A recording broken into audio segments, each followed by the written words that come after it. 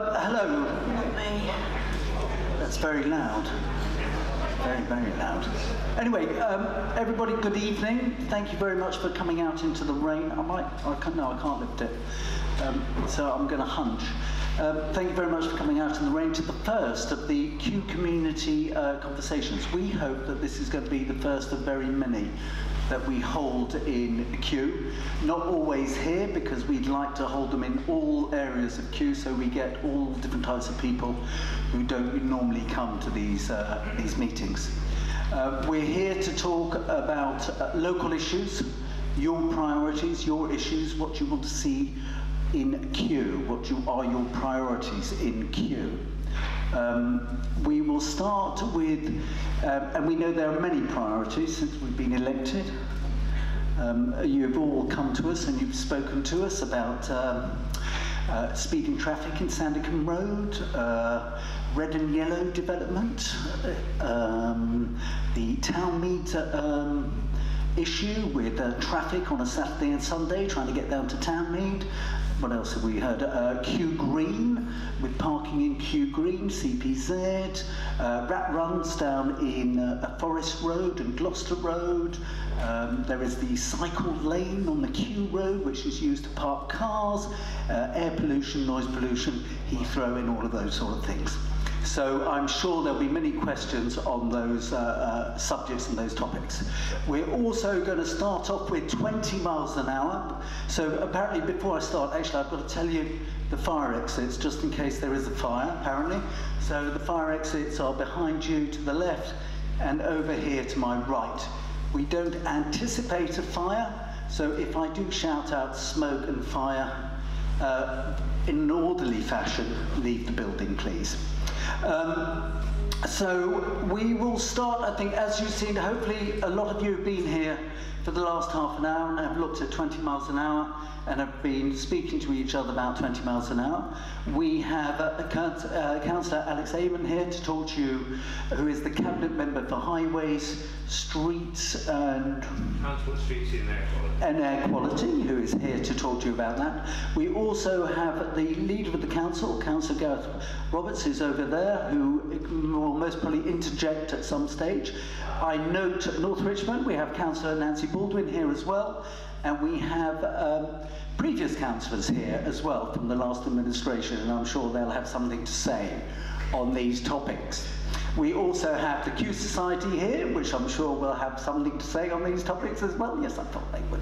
So, we are also being chaired by an independent chair, Seth Richardson, who has very kindly given his night to us to chair this meeting and to keep you all and us under control.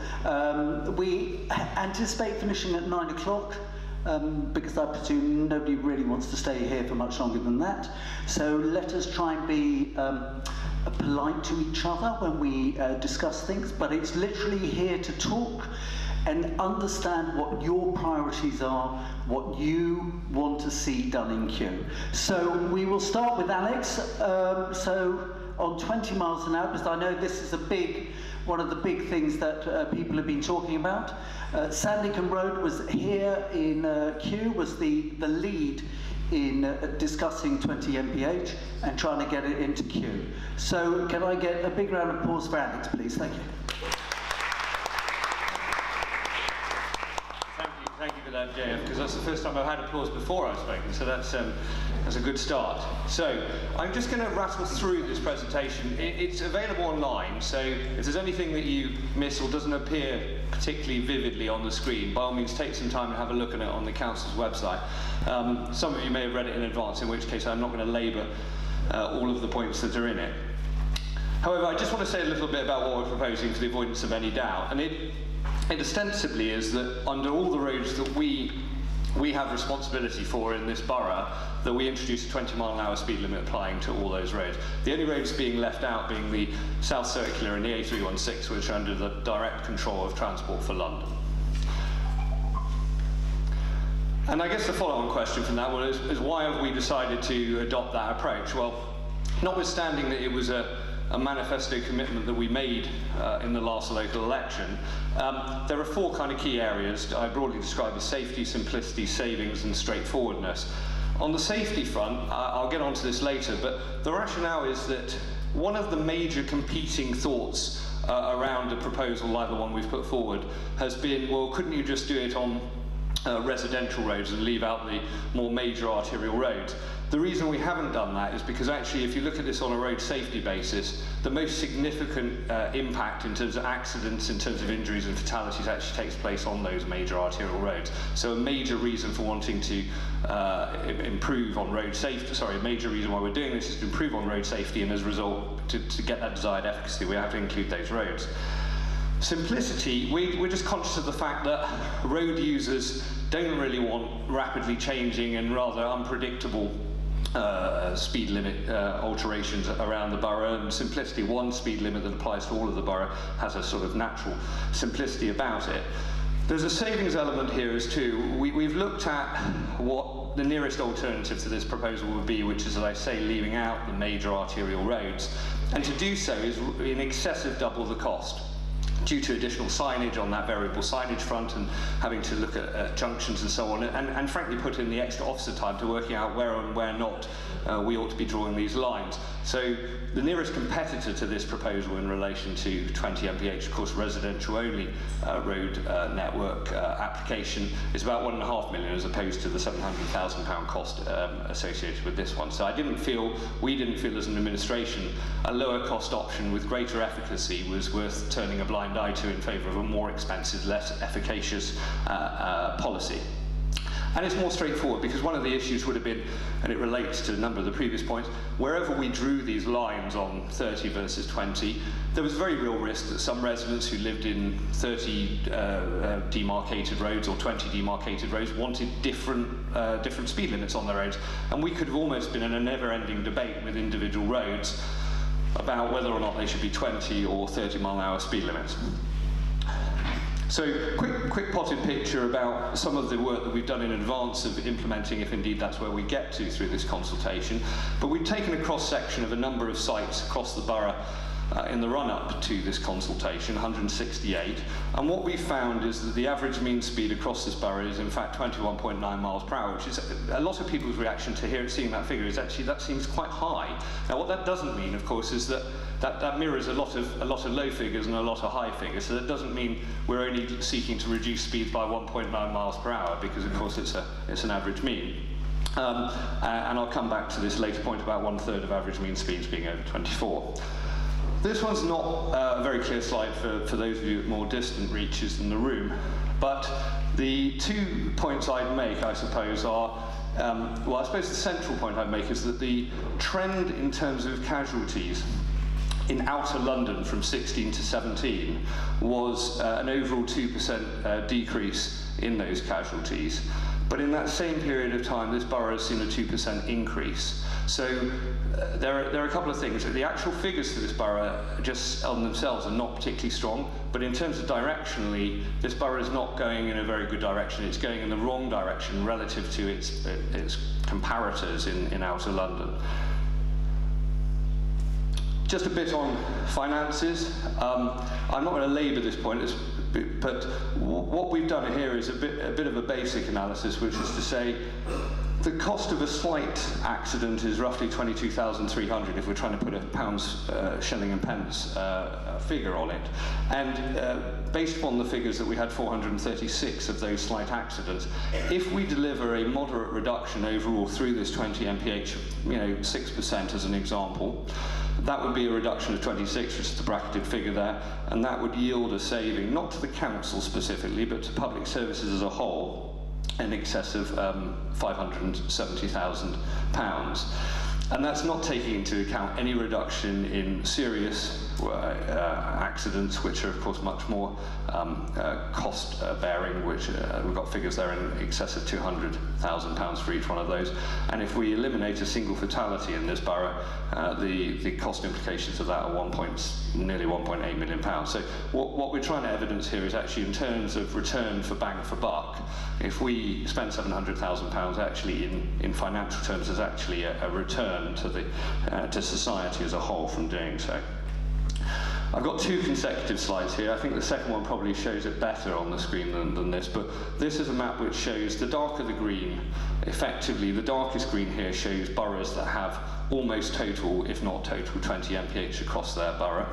And the lighter greens show a very sizable boroughs, a number of boroughs with a very sizable set of their network of roads with 20 mph. Or to put it differently, this map is effectively, it's every single road on the London network, and the greenish roads that you can see there on this screen, they're 20 mph roads. And I show both these slides not by way of really doing anything else other than saying it saddens me somewhat, because I like to be at the vanguard of policy making, but this is not new or innovative stuff. There's an awful lot of London presently covered by 20 mph, and there's an awful lot of individual boroughs that are really have 20 mph application across nearly all, if not all, of their roads. So a little bit about what did a number of these places that have introduced 20 mph limits find, and broadly speaking what this overall summary of a number of sites in London shows is that they typically deliver between 1 and 2 mile per hour average reductions in speed. Now I'll get onto this in a minute, but that might seem, well, hold on a minute, you know, you're talking about 30 versus 20, that's 10 miles an hour, why are we only getting 1 to 2? Well, the reason is that we're not coming out here and saying that we're going to fundamentally change the enforcement regimes. We're expecting the police to do the same job that they're doing today with 30 mph. And as a result, it would be unrealistic, although it is nonetheless an aspiration of the council, that everybody is suddenly going to become fully compliant, signed up members of the road, because they're not today. But I hasten to point out, even with this sort of realistic expectation that 1 to 2 mile per hour average reductions take place, each 1 mph reduction in speed is roughly assessed to be equivalent to a 5% reduction in accidents. So going back to my earlier figures, based upon that 6% reduction in slight accidents, we could easily be in that realm, or indeed in excess of it. It's possible that we could have a 10% reduction in accidents as a result of a 2 mph reduction across the borough. So a couple of other safety facts. These are just some of the other studies and some of the other locations in which 20 mph has been applied. The critical one for me, I won't dwell on the others, but is that, and it's a fairly well used statistic, but is you have a 20% chance of a pedestrian fatality when you're hit at 30 mph, so a 1 in 5 chance, compared to the much more modest chance of 2.5% at 20. So we know that it reduces the occurrence of accidents, but we also know that it has a consummate impact on the reduction of the severity of those accidents where they occurred to. Now again, this isn't going to be immensely visible to you all on this slide, but we've got the picture at the back as well, which shows the borough's distribution of accidents, injuries and fatalities. And what I just commend to you is take a look at it on your way out if you haven't on the way in. It substantiates the point that I made earlier, that a majority of the accidents, injuries and fatalities that take place on our road network take place on those more significant roads in our network. They're not typically happening in our quiet residential roads. And as an example in Kew, I don't know whether you can make that out, but you can probably see the green dots, and you can see a very heavy concentration of them along the more major thoroughfares in this area. I'm not going to dwell on this one at any great length as well, because I'm conscious I want to allow as much time as possible for questions. But what this slide shows, and have a look at it at your leisure on the website, is this was Bristol Council who applied 20 mph limits, and they've done a very, very significant piece of economic analysis of the impact of those. And as you see, based upon the changes that they've had to slight, serious and fatal incidents, they estimate that the total saving of their measures has been in excess of £15 million. So, you know, very sizable reduction, and that came from a 2.7 mph reduction. I just want to dwell briefly on this because it's one of the things I have had brought up with me in advance of these community conversations, but also in some of the community conversations, well, won't this have a dreadful impact on people's sort of transit times in car? And I'm saying absolutely up front, absolutely not. The evidence from TfL shows that 2/3 of all car journeys in London are less than 5 kilometres. So even if we took, in that case, 5 kilometres being all of those journeys, which of course it's not, it's everything below that level, and even if a car were doing 30 mph from the very moment it started through to the very moment it stopped, which of course we know it is not, that would equate to a 3-minute difference in journey time. And indeed, not even a third of that figure, a third of the overall figure is even more telling. So a third of all car journeys are 2 kilometres or less. So again, taking that figure to just accentuate the point, you're talking about a 1-minute delay. And that was if you were going at exactly that speed all the way through your journey. And of course, that is not a very likely outcome in this borough. So what we're saying is that, in truth, for most journeys in our borough, and indeed across London, but in most journeys in our borough, people are not going to really notice the additional journey times involved, but there are these very significant safety implications.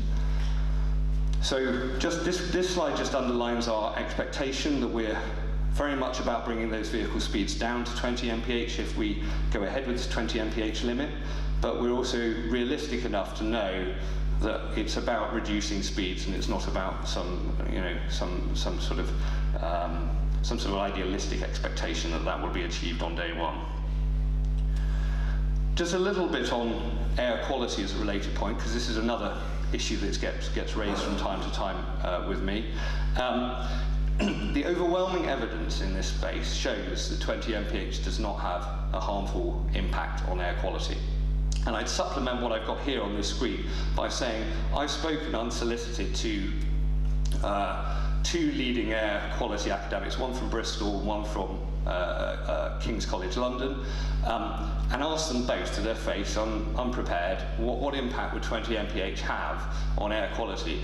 And to paraphrase both of their answers, because they're broadly consistent, they both said it would have no deleterious impact on air quality and it has every opportunity to improve it, and I'll touch on why at the end of this slide.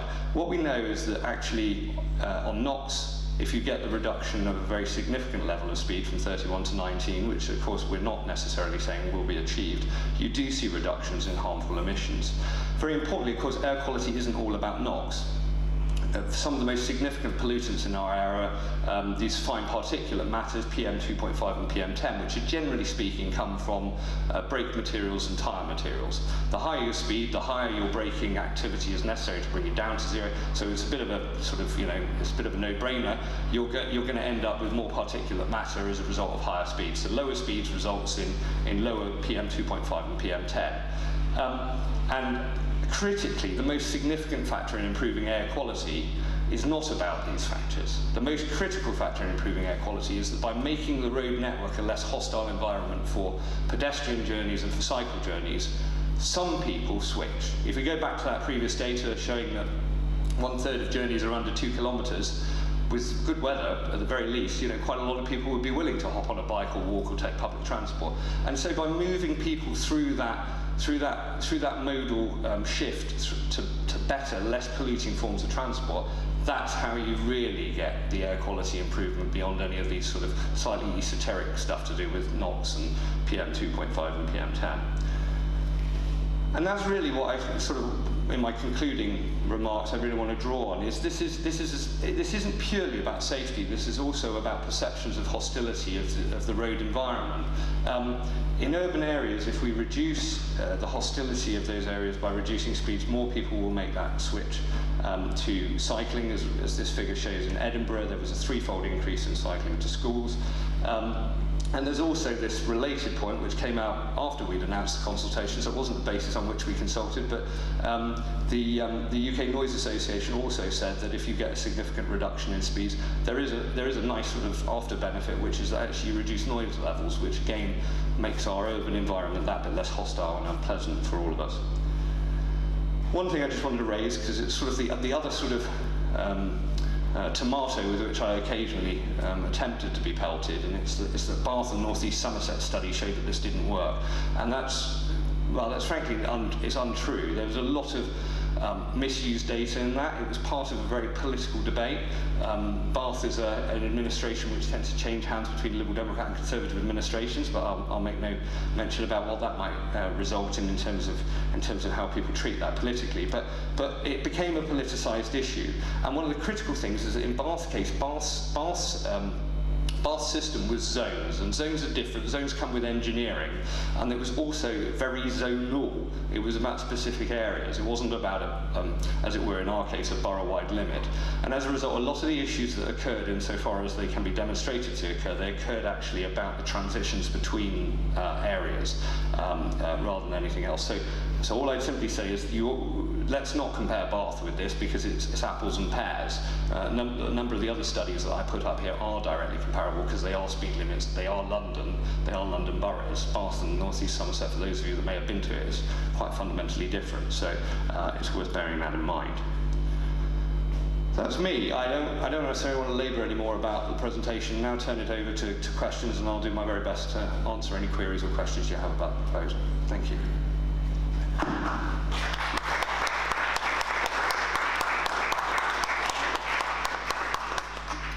Good evening, everybody. Can I actually suggest we start with one of our pre-submitted questions from Jonathan Baldock, if he's in the room? Jonathan.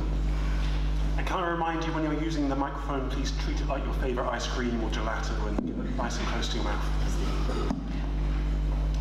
Thank you. You'll appreciate that all policies have to be evidence-based in today's world. And I would like to ask, how many significant road accidents have there been in the borough which have been attributed to a vehicle travelling between 20 and 30 miles an hour in the last few years? I don't have that data immediately on me. I wish I had a lexiconic knowledge of all of the things, but I don't have it. I can take it away and get an answer to you if you leave your details. What I would say to you is this: regardless, we know that speed is a factor in every accident that occurs. I raised it earlier. The faster you're going, the less chance you have of taking abortive action, and the more chance, when you have an impact, you have of doing a serious or fatal injury to the person on the receiving end. That's what the evidence shows. I'm not sure I agree with that. Okay.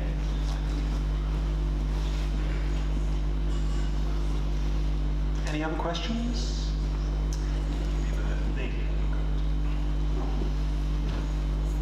Hi, thank you. I just wanted to ask if you could also speak about enforcement. You know, on the one of the poster boards you spoke about the police continuing their current program. I haven't seen police in a really long time, so I'm not sure that's going to work.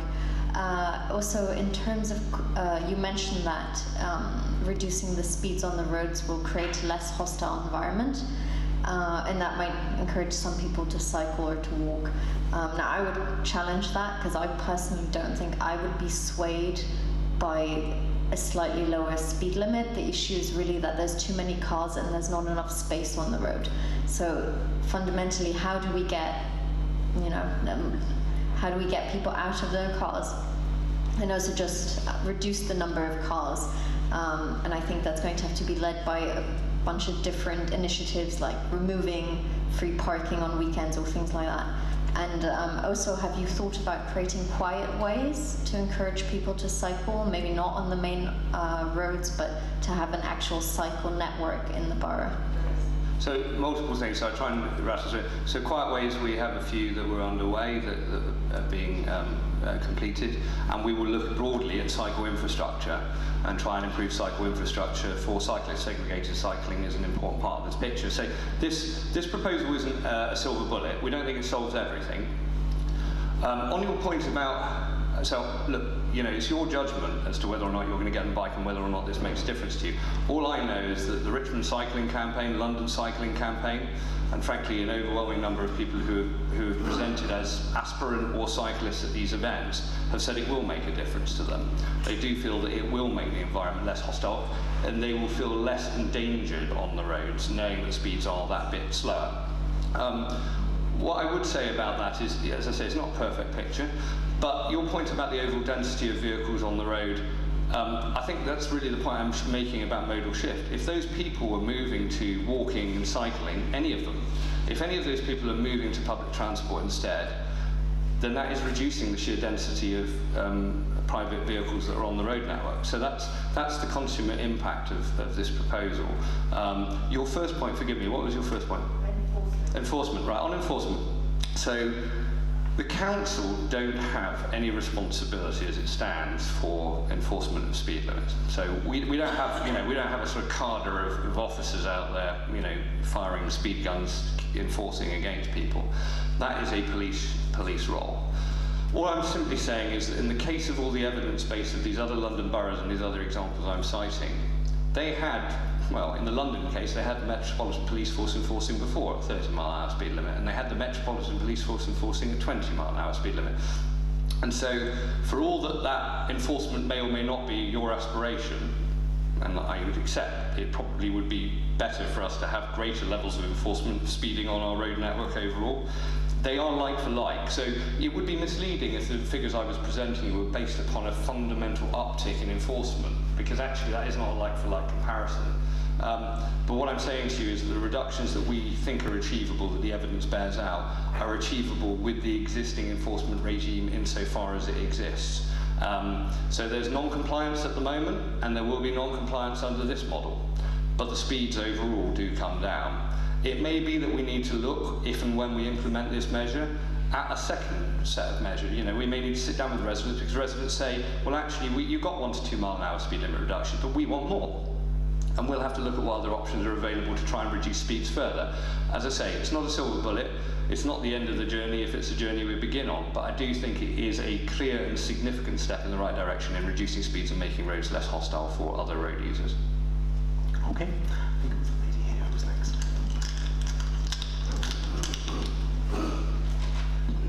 Thank you. I think you make a very compelling case. The thing that I remain a bit worried about is CO2 emissions that you didn't mention. My understanding is that there is an increase in CO2 emissions, at least for petrol cars, if you reduce from 30 miles an hour to 20 miles per hour. And I think the counter-argument is, well, overall, you're hoping to reduce the number of car journeys because people will be attracted to walk and to cycle and take the bus. Is that right? Is it correct that CO2 emissions would increase a bit, and are you worried about that? So I think this is, it's a good question. I think there is some contestability about the data around CO2, I'll be honest with you. A lot of the evidence I've seen presented to me around CO2 is about taking a lab-style analysis where a vehicle is running at a steady run rate of 30 with exhaust pipe emissions and a steady run rate of 20 with exhaust pipe emissions continuously for the extent of a journey. And of course, regardless of 20 versus 30, we've got traffic lights, we've got junctions, we've got congestion. People don't drive in those ways. And so as a result, actually the most significant factor in CO2 emissions is very often the acceleration and deceleration behaviour rather than the static speed. So given that one has lower levels to accelerate and decelerate from at 20 than at 30, I feel that a number of those lab tests don't actually pick up on a number of the realities of the difference in a real-world approach. What I would say is, even if that area is contestable and arguable, air quality is made up of multiple components. That's why I touched on NOx, that's why I touched on PM2.5 and PM10, and on the wider point, as you yourself restated, the idea about modal shift. So I'm going to say this. If we get the support of residents to be able to go ahead with this, which I very much hope we will not just be recording figures on speed, but we'll also be monitoring air quality. It's very difficult, of course, to discern exactly what impacts on air quality at the sites at which we have. But if there are air quality issues, then we'll need to look at them. But what I would say is this administration has made a great deal of what we want to do on air quality. We want to improve air quality in this borough pretty radically. So I wouldn't, hand on heart, be proposing a measure, especially with air quality in my own job title, I wouldn't be proposing a measure that I knew had a deleterious effect on air quality. I passionately believe this will improve it. Okay, thank you. This gentleman here next. You mentioned benefits in terms of driver behaviour, signage and cost. in having a borough-wide 20-mile-an-hour limit. That doesn't apply, of course, to the South Circular and the A316, etc. But if those roads were to come under your remit, would you want them to have a 20-mile-an-hour limit too? It's a good question. It's not one I've pondered on because they're not in my power, and much though I love this borough and want to deliver for it, I haven't imagined a sort of ever steadying, ever growing grip on the transport apparatus of the borough. What I would say is this: TfL have committed separately to reducing all of their road network to 20 mph. That includes the A316 and the South Circular. Now, whether or not I think all of that is imminently achievable, I think, well, let's pause and reflect. But I do know that they will be moving to that on some parts of, probably even of our network. So the direction of travel, regardless of whether I have control of it, is that those roads will be 20 at some point. So I actually think we just happen to be ahead of them. But yeah, there's very much a chance that all of the road network in our borough at some point will be 20. I think right at the back.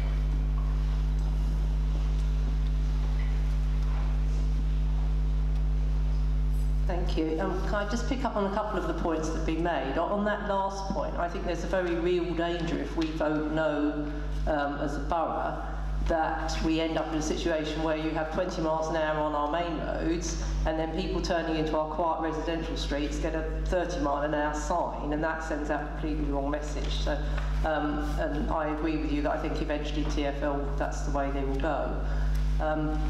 Just more generally on air pollution, I chair an organisation called MASK, which stands for Make Air Safe and Clean, which brings together a lot of groups within the borough who are campaigning on air pollution. And we have discussed this, and on balance we support it because we believe that in order to address pollution, one of the things we really need to do is get people out of their cars and walking and cycling, and I think this is a big part of achieving that, so thank you. Well, all I can do is say thank you, and I broadly agree. That would be, if that were to happen, in terms of the TfL major network being 20 and our own road network being 30, that would clearly be perverse and I think dangerous for our residents, so I wouldn't support that. Thank you.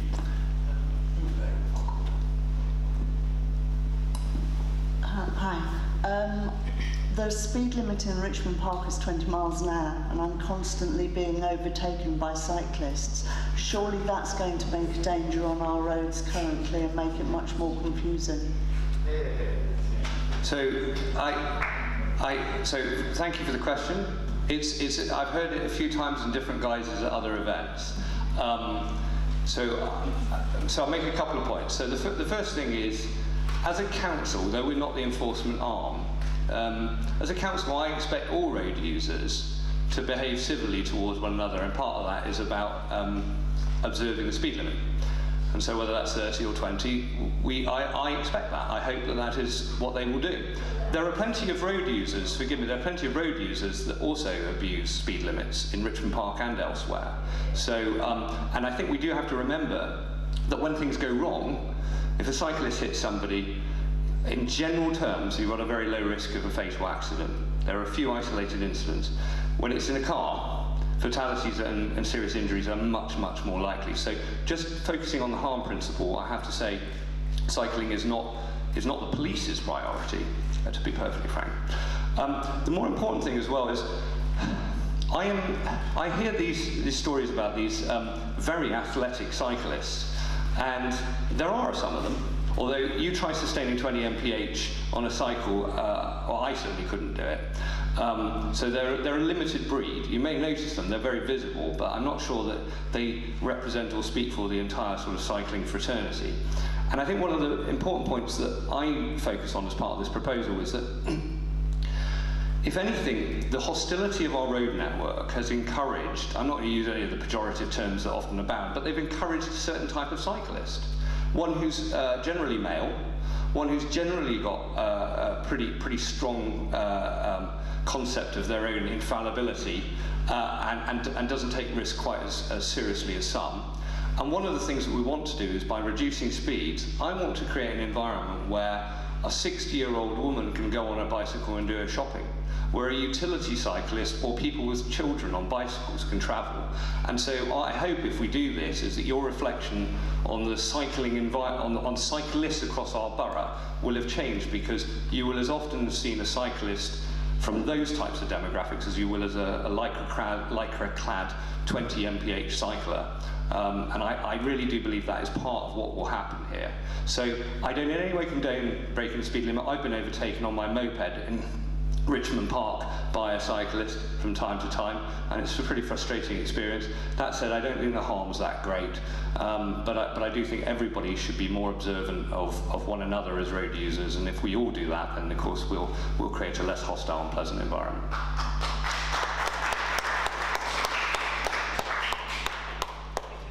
And our next question over there, please.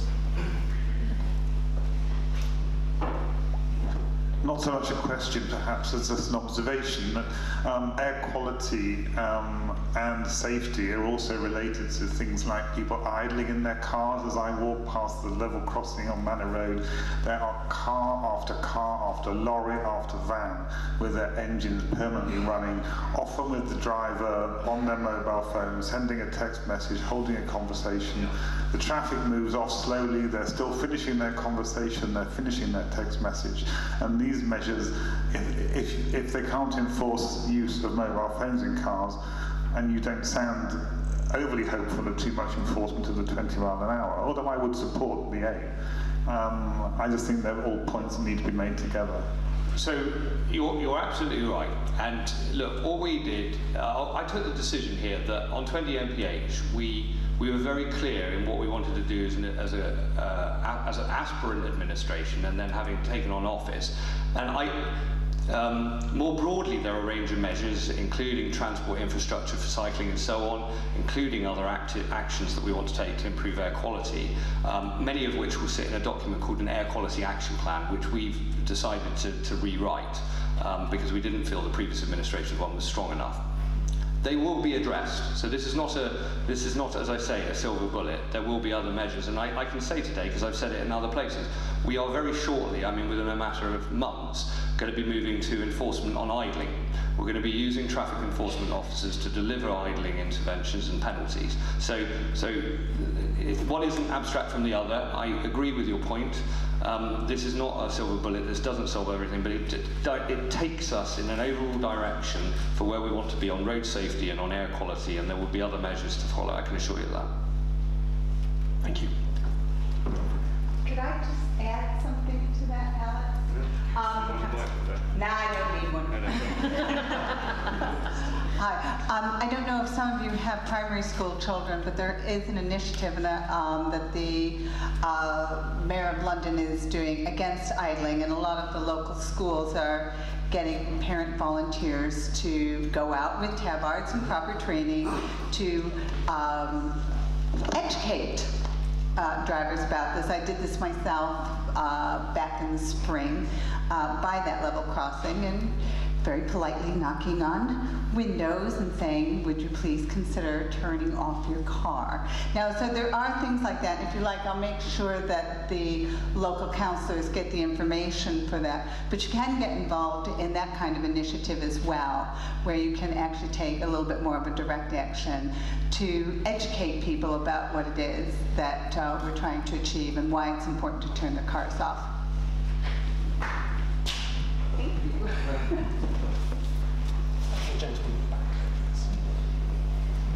Just to follow up on that a little bit, there was an exposition at the V&A on the future, and the most interesting thing there was the mayor of Bogota in 1980 dressing up as a mime and having red cards and green cards and handing that out to people who were driving well or driving badly. And this had the largest impact on pedestrian safety and driver behavior. They weren't giving tickets. And then it turned out this became a fad, and other drivers would hand out those colored cards to other drivers. So this might be an interesting way to basically enforce it without actually issuing penalties. Well, certainly have to look into it. I hope that the driving in Richmond is better than in Bogota, but who knows? Thank you. And then the gentleman just here. Hello, yeah, I've got one question on effectiveness. It comes back to the first question we had this evening. And if you'll allow me, if my voice holds out, one on the money. So on effectiveness, first of all, this comes from the TfL Road Casualties and Collisions in Greater London 2015 report. It's an older one, but it's nice because it has a section on there called conflict analysis. So it tells you which collisions are resulting in casualties for vulnerable road users, so cyclists, pedestrians, motorcyclists, are the ones we're talking about tonight. So I just want to read out for a few of those what the causes are. So for cyclists, first of all, number one, cycle going straight ahead, the vehicle turns right across its path. Number two, cycle going straight ahead, the vehicle turns left across its path. Now I don't know about you, but if I'm turning into a side road and I'm going a lot less than 30. Probably less than 20 around here, maybe 10 if I'm lucky. Number three, car is parked, cycle rides into an open car door. Number four, cycle going straight ahead, car pulls out the side road, fails to give way or ignores junction control. Number five, collision while being overtaken. That's quite relevant. I spoke at the Richmond event a few weeks ago and I said one of my concerns when I'm on my bike is if I'm doing 10 or 15 or whatever speed it may be, I'm 20, I'm not an athlete, but whatever speed I'm doing, if a car's passing me at 20, it's going to be alongside me twice as long as it is at 30. So the risk of a collision in that period of time is twice as great. So I think we'll see more of those kind of collisions for bicycles. But anyway, motorcycles, number one, going straight ahead, car turns right opposite path. Can I check how many numbers there are? This is the last section, don't worry. Can I ask whether you have any figures on collisions with pedestrians? 60% on pedestrian crossings or near pedestrian crossings. Right. And speed is obviously a contributory factor in quite a lot of those, in the seriousness of the incident. Yes, it is. I'll give you that one. But if you look at it's quite a significant one. It results in lives. If you look at the pedestrian casualty rates per billion vehicle miles for the London Borough of 20, they're flat as a pancake. They might be nationally, but as I said, the figures here are in the London 20 mile per hour boroughs, flat as a pancake. Okay, so on that, I'll let you get on to your second point. Look, I haven't looked at the data, but assuming what you're saying is correct, yes, a number of those incidents probably wouldn't be averted. But the point I make about pedestrians nonetheless stands. And speed is also a contributory factor in people's assessment of risk. So in turning left or right, they might not be doing 30 miles an hour when they're turning left or right, but they might have been doing it all the way up until they began braking, and they might have been paying less attention to their environment around them. So I don't think we can instantly discount speed as having any factor whatsoever in these incidents. So for me, that doesn't undermine the case. The other thing I would say, you're citing TfL information. If TfL were looking at their own information, but they've nonetheless decided that they want 20 mile an hour speed limit on their own network, that says to me that they must be persuaded that there is a case for it. Yeah, well, okay, another question. Okay, look, I agree that we need to get people out of their cars. Congestion is daft. You can't, I drive to Barnes, to Whitton regularly. I can't do that in the car, do it in the bike. It's just wrong. Okay, thank you. I think we might have to move on to the next question, but we can always pick that one up again. Can I go on the money? My second point. Let's take the quick question on finance. It's fine, but as long as it's a brief question, because we're constantly. Yeah. On your slide, you've got the cost of what is the value of a fatal? It's 1.8 million. I'll have to rewind, but it was millions. It was millions. I know where the numbers come from. They come from the TfL value of preventive accident statistics. So in that regard, it's correct, but there is a portion of that which you can't really claim as a cost saving, and it's about 1.8 million, so the same price that you put on your screen. The reason is that 1.2 million is the human cost, which is, it's a cost... The human cost of capital is actually quite significant. A lost person to the country has got a financial value to it. Whether you can claim it as a cost saving is debatable, though, because, well, it comes... Well, otherwise, why wouldn't we just eliminate all people on the earth, because actually it's fine? Where the numbers come from is a report in the late 90s which about willingness to pay. So what were we prepared to pay to avoid the death of children, for example? And that comes out at one point. It's about £500,000 when it did it. It's been inflated up to 1.2 now. The other 0.6 million is in the cost. So it's not a real cost. Nobody's ever paid it. It doesn't get, you can't claim it's cost savings. It's never been paid. The other 0.6 million is lost output, and the assumptions there are A, the person who's injured or killed is active in the economy. Well, they may not be. And the real kicker there is that they assume they're not replaced.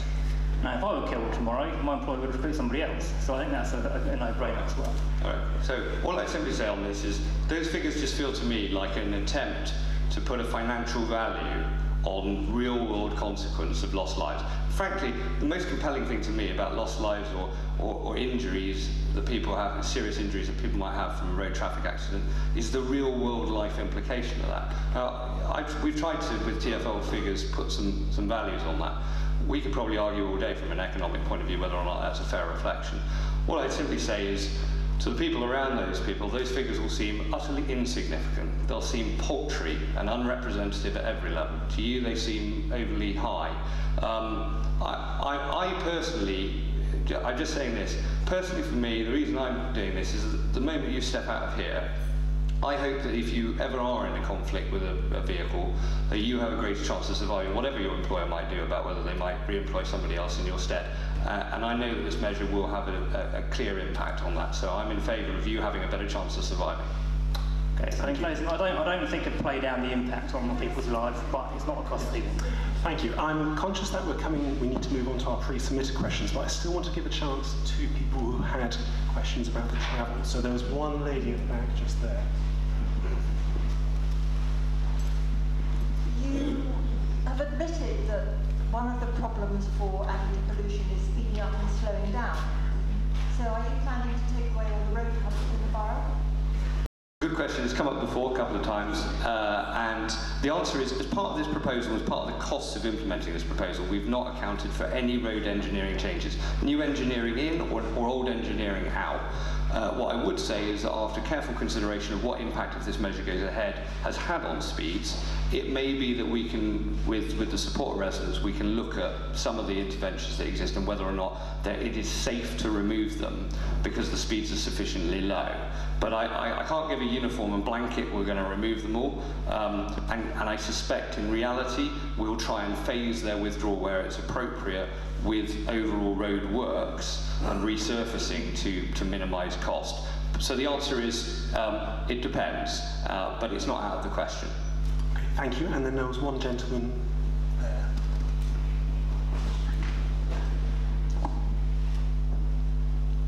Thank you. Thank you very much for the presentation.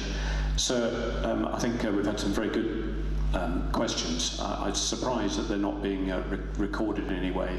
So I think yours was a superb and very knowledgeable contribution, if I may say so. They are being recorded. Thank you. Thank you for putting me right. And it's very important, I think, for these contributions to be taken seriously, otherwise it won't be a proper consultation. I've studied 2 of the motorcycle accidents close to where I live, and I just wanted to ask about the priority given to speed versus other factors. I think it has been touched on, but if I may just make a brief question about it.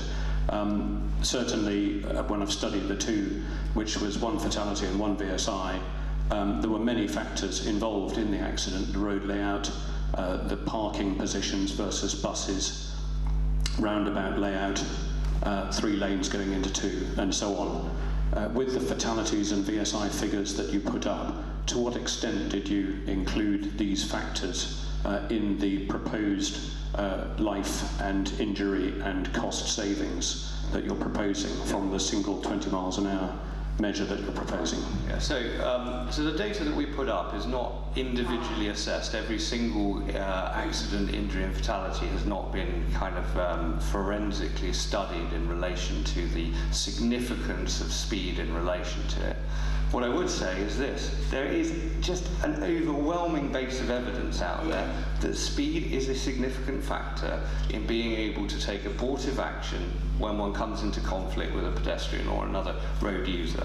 So the faster you're going, the harder it is to take some form of evasive action or braking. So that's self-evident. And secondly, the higher the speed you're doing, the greater the chance of the injury, the significance of the injury you inflict on the person. So the bearing out of the figures that I've shown from other areas that have introduced 20 mph speed limits show that there are reductions in speed, and they've shown that there are reductions in fatalities, injuries, and serious injuries. So I'm driven by the evidence of what other people have done before us, and it's proven to have an impact. I don't think it's in the taxpayer's interest to forensically study in relation to this specific consultation the contributing factor of speed. Every time there is an incident on our road network, the police and the local authority are involved in looking at whether or not there are those design issues in relation to the road or other factors that we can address, and will continue to do so regardless of this proposal. Okay, thank you. I'm conscious that we have a lot of pre-submitted questions to get through, so I'd like to move on to those, and then we'll have time during our open floor to revisit any of your other questions you might have. So can I ask if Alice Shackleton is present, please? Alice.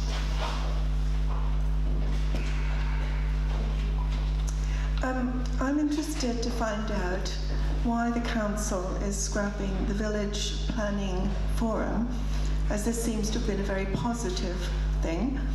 What's intended to replace it and why? How much money was spent in consulting on and implementing the village planning schemes and SPDs? Will this not now be wasted? Please explain the benefits of what will be the new scheme. I think that falls to me. So you have to go back, and it's not called a forum, so you have to go back all the way to Eric Pickles, who was community minister, who decided to give the power, try and give power to local communities to decide on what their communities would look like and be. And those were called the Forums of 21. So there is only, I think, two boroughs, two wards in this borough that decided to go forward with the Forum of 21 because it was very difficult. You had to get 21 different people from the whole community, which was schools, churches, organisations, to come together to become the Forum of 21, and then themselves start to structure what they saw as the benefit for their communities. So the council at the time decided to do village plans. Now the issue with the village plan is they had, in planning terms, they had no legality or authority in the planning process. So what has happened to the village plans now is they have been introduced into the supplementary development plan, right? So they have now got some legal authority. So it's not that they've gone away, they've now been brought in, as far as I understand, and they are now part of the supplementary plans. So that's where they've gone, if you know what I mean. So they have now authority. What we are doing within these community discussions is we are hoping, again, to get from the community what they would like to see happen in their own wards. And that will be used these consultations will be used again to put forward into how we see our individual wards, the structures, the infrastructure, what we'd like to see.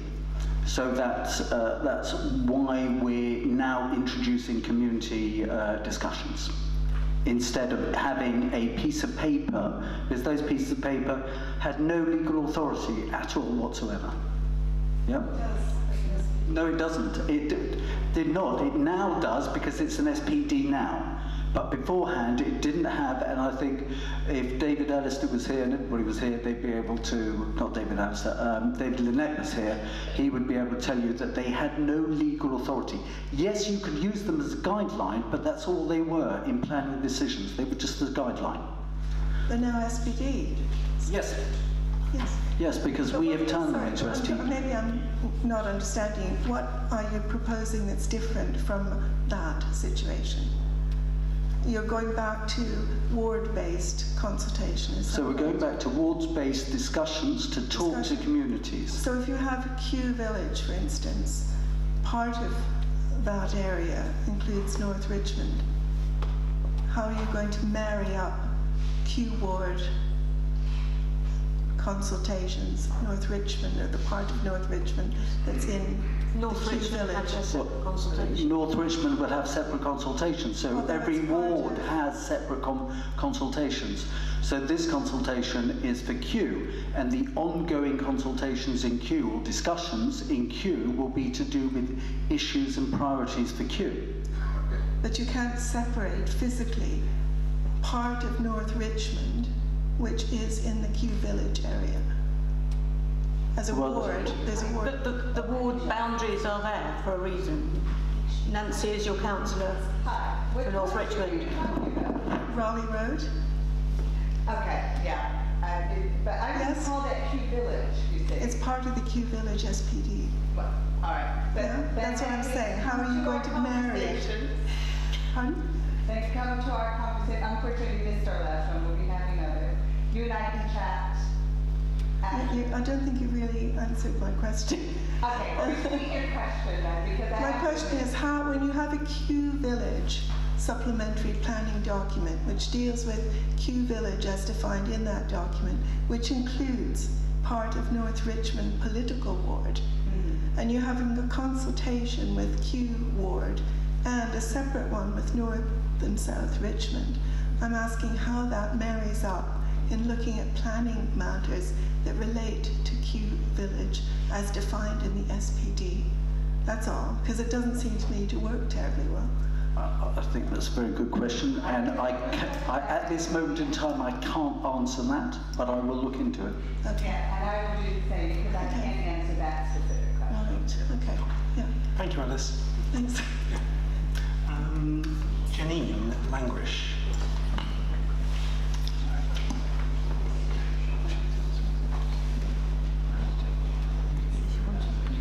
Thank you.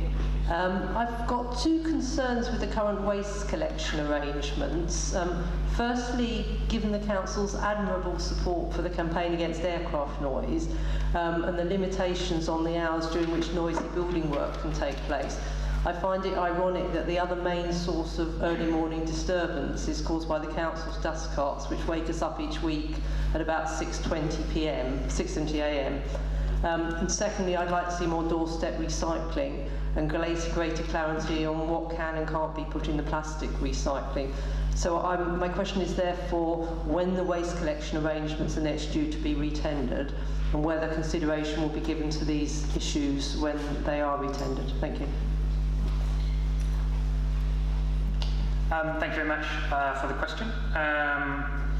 I'll deal with the sort of the facts of the answer first. You asked when the tender is going to be renegotiated. That's coming up for a new contract in April 2020 and is now under consideration for who's going to be selected to take on that contract. It's currently with Veolia, as I'm sure you know.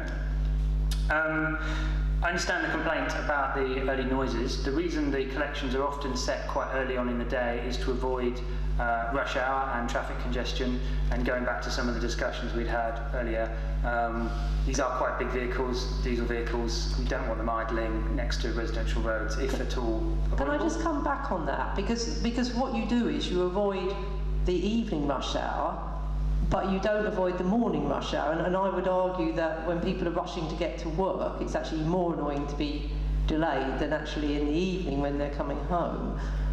So I don't really understand that argument, because if you started after the morning rush hour, you could still avoid one rush hour out of the two. Yes, indeed you could. I think there's just a tradition, isn't there, of leaving bins out overnight, and we all know that foxes and stuff are a problem. We don't want bins left out any longer than possible, so being collected early in the morning is generally the way it goes. Sorry, again, I don't buy that argument, because it comes so early, we have to leave them out overnight.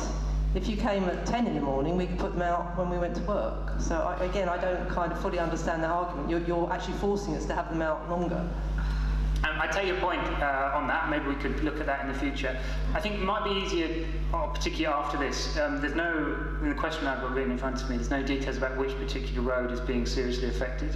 It might well be, as an interim measure, we could look at that and look at the routes they're currently using and see if some adjustment can be made. I don't think I've heard this complaint before, so I wasn't aware it was a problem until this evening, so thank you for bringing that to our attention. We can look on a case-by-case basis and see if maybe a route modification would solve your immediate problem, and then longer term we can consult with the refuse and recycling officers on maybe a longer term solution. If I may turn to the second part of your question, you asked about improving doorstep recycling. This is something we're very passionate about as an administration. We're aware there's issues of the collection bins, either they're being insufficient or not clearly labelled, and them getting damaged and things like that. We're also aware that sometimes our communications historically haven't been quite as clear as they might be, or as regular on what can go in what, and particularly with regard to plastics, which is always fiddly and complicated. And we are working on that in terms of a communication strategy to increase recycling, which is one of our key targets as an administration. While we're here for 4 years, we really want to get those numbers up. So I'll say in answer to that, it's an ongoing project. It is one of our priorities. I hope that answers your question. Thank you. I'd just like to add, we are reviewing all waste and recycling over the next year, as Councillor Craigie said, in preparation for the contract in April 2020. I can't promise you that we're going to change the early morning collections because it is to avoid the rush hour and it's to do with daylight hour collecting. I don't think we could move it to the evening as you suggest. What I can hopefully offer is that the noisy behaviour can be addressed. We can ask the actual staff to be quieter, and we are hopeful in changing to EV vehicles that should be quieter, which should contribute to a general noise reduction, and obviously we will consider with all the waste and recycling changes that we are going to implement noise and sound pollution at the same time. Okay, thank you very much. I'm conscious that some people want to ask some follow-up questions, but timing-wise, hopefully we'll have more time during the open section at the end, but I'd just like to get through everyone's pre-submitted questions first. Our next question is from John Holmes.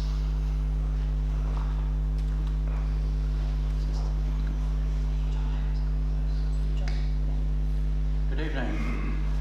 Could you tell me the outcome of the proposed scheme that was presented to the Council to create a new layout for cars, lorries and pedestrians at the station forecourt and the area leading down to the pedestrian crossing on Sandakan Road?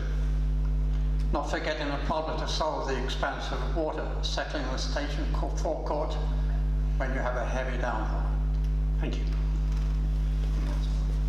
Do you want you go first? Well, there's a few bits to that one. So we'll just take the original consultation on that particular development was a very small consultation, and there were the traders weren't consulted and were against it. Kew Society were not in favour of it. Kew Gardens were not in favour of it. There were certain flaws within that consultation with the plan. Leighton Place as a road going in and out of the area wasn't taken into consideration, so there was no understanding that cars coming in and out on that turning point where the new turning point was going to be. So we felt that we should put a stop to it and that we should reconsult Kew as a whole, because not only did it affect the traders per se, but it was a big decision to take without proper consultation.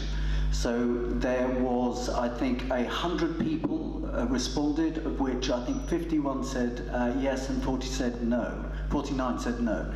So that to us wasn't really a mandate to continue with £400,000 worth of work. In terms of the puddle, we know about this puddle. This puddle has been here for a very, very long time. We are talking to officers, and we had a meeting a couple of weeks ago with officers to again talk about the puddle and in the short term how to resolve the issue of that puddle, but also further down towards Tesco's, the drain puddles there as well, and to look into that puddle. We are going to be again in consultation with councillors, with us, but also with organisations and with officers to work out a new plan that takes into consideration all of the things that I've just mentioned. Okay. I've got a couple of points to add. One is that in that consultation, the fact that there are a lot of school buses that collect a considerable number of children in the mornings, then take a lot of vehicles off the road. That hadn't been considered where they were going to park, and also when the alternative buses are put on when the trains are down. There was no consideration of how the buses were going to turn in that plan, so we had to pull it. The puddle, I have taken many photographs of the puddle in action, and I have now given these to relevant officers who have already actually sorted out the land ownership problem, which was to do with who owned which bit of the road, and they immediately have got onto that, in fact, within a week. And so that is on the case. And the other issues are, we have also put in a bid to TfL for funding towards a potential lift at Kew Garden Station. We're a long way off it. It's going to be a huge project, but we have gone and done a viability study with engineers from the council. And the other thing is updating the signage from the station to Kew Gardens particularly, and to the Public Records Office. And we are waiting on the Botanic Gardens because they're changing their signage, and we're waiting until they've changed theirs so that we will then do a uniform signage with a recognisable icon that follows through, which should help with the following the safe route, which is actually in existence in the existing layout. Okay. Great. Okay, thank you. Susan Goddard. No? Okay, maybe I'll read Susan's question out on her behalf, and you can give me a show of hands if it's a question you would like the councillors to discuss. Her question is, are any surveys being done concerning air pollution around the main roads in Kew, e.g. the South Circular Road, the Kew Road? If levels are unacceptably high, is anything being done about it? I know this is not a new concern, but would like to know the most recent information. So, show of hands for if you'd like that discussed. So yes or no? Show of hands for a yes, sorry. I'd say that's a good yes. Please. I think that's another one for me. The simple answer is the data is on our annual reports on the council website.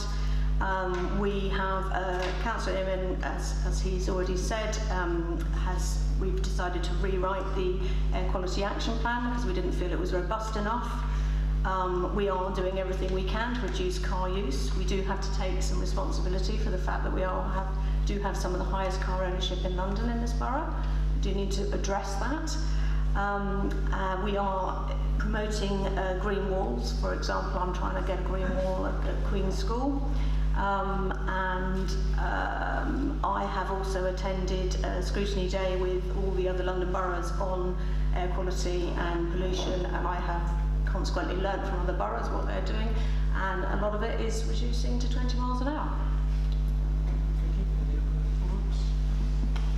Great, okay. Our next question is from John Mabbott, please. Again, not present, okay. Again, show of hands, please.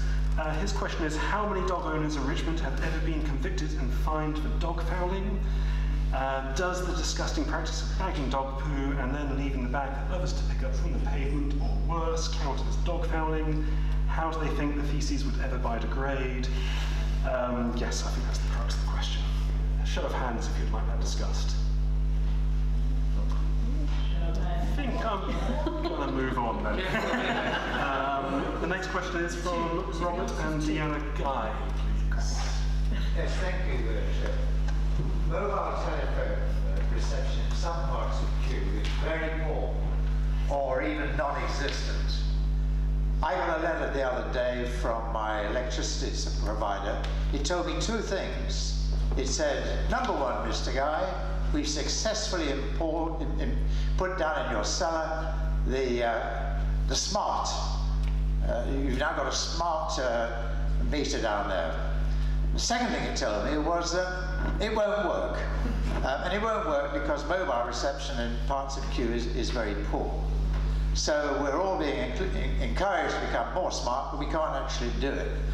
And any of us who have children with mobiles know that it's impossible for them to receive calls, and they expect to receive calls. I don't give my mobile phone number up nowadays because I know people won't be able to get in touch with me, so I use a landline like most older people do. But the younger generation needs mobile telephones. So what I'm asking is, how is the council reacting to the suggestion made by the Kew Society that it might take a more proactive planning stance to rectify the situation? Yes. So, anybody who lives in Kew knows it's an absolute nightmare. Not only mobile phone technology is a nightmare, but also Wi-Fi and BT broadband and Virgin broadband. It's not everywhere that it should be. So, society believing that there should be a more interactive, positive approach with suppliers as to where masts should be placed, I think is a good thing. We are also, let me just check this, we are also in the process of following the discussion about the EE mast, which had a lot of negative feedback from residents who didn't want that particular mast in that particular area.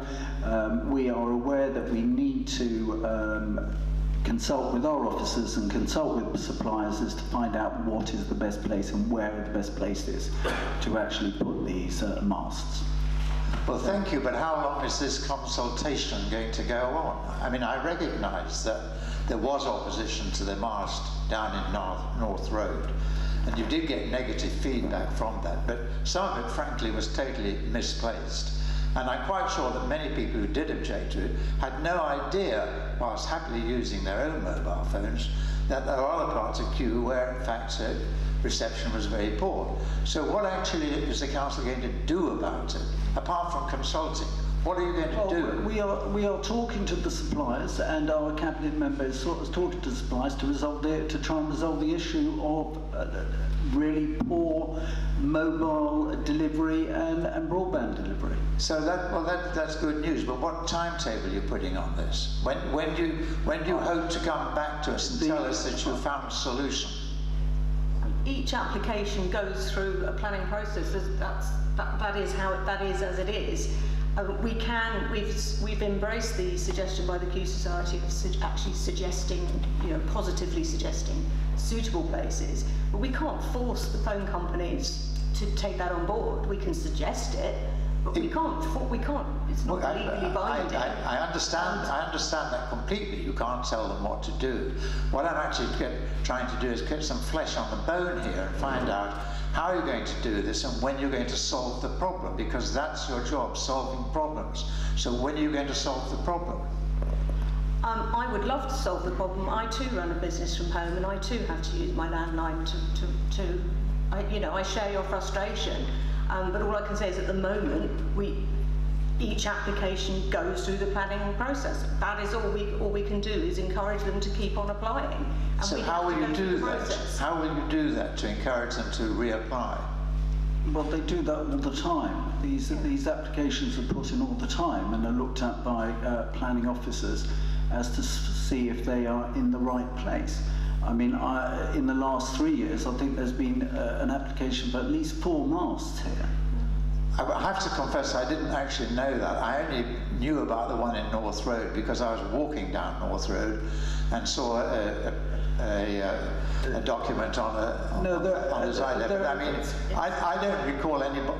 Here, I live in Ennerdale Road. I don't recall people ever telling me about a planning application going down in this area. Yeah, there are planning applications in this area. Also, if you look at the BT broadband boxes, the super broadband boxes, there was an application quite a few years ago for 20 of those boxes. Yeah, I'm not talking about broadband. No, but it's the same.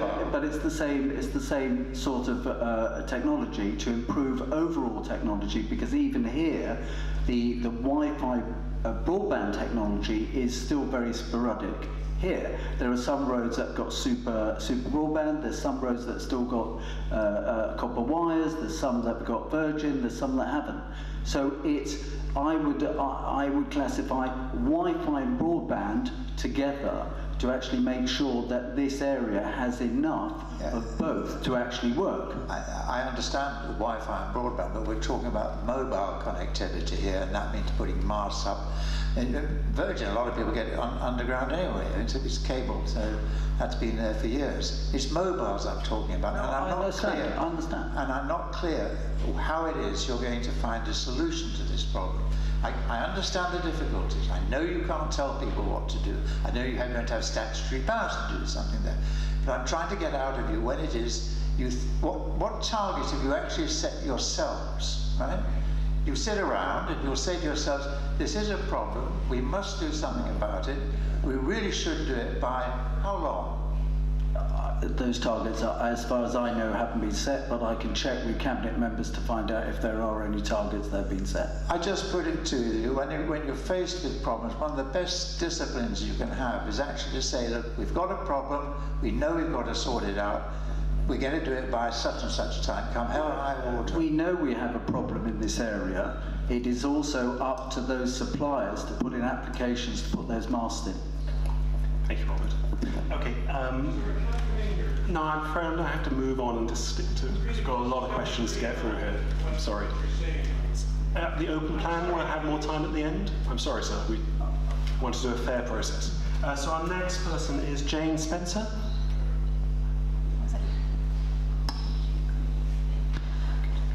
We understand that officers are working on a parking consultation around Kew Green and the surrounding area because of the Brentford development, numerous Brentford developments. Please could you tell us which roads are included in the consultation and the time frame for completion and change or implementation of any CPZ? Thank you for that question about the parking around Kew Green. We're aware, we've had numerous conversations with the residents on Kew Green that the parking is a challenge. There's some inconsistencies on the CPZs there. There's a piece without CPZ, which always gets lots of pressure from people parking over the other side of the bridge and from the other side of the bridge parking on our side, particularly light goods vehicles and vans. To specifically answer your question on sort of when and how that's going to be fixed, we have an agreement with the London Borough of Hounslow that £50,000 of Section 106 money connected to the Brentford football development is going to be paid over to us to facilitate the review and then possibly the changing of the CPZ. Obviously, changing and all those things happens with consultation. We don't just do things without asking people first whether they want that. We're expecting that payment to be received in April 2019. We also, I know JF has been having lots of conversations looking specifically at the problem, so our feeling is that once we have that money in our hand, we should be really quite well informed as to, from the constituents, from the residents locally, exactly what needs to be changed. We'll then go through the officers with probably quite clear directions, going to consultation quite quickly to review that. We're aware it's a problem, the money to fix it is on its way. Sorry, can I just come back to you and ask you which roads are involved?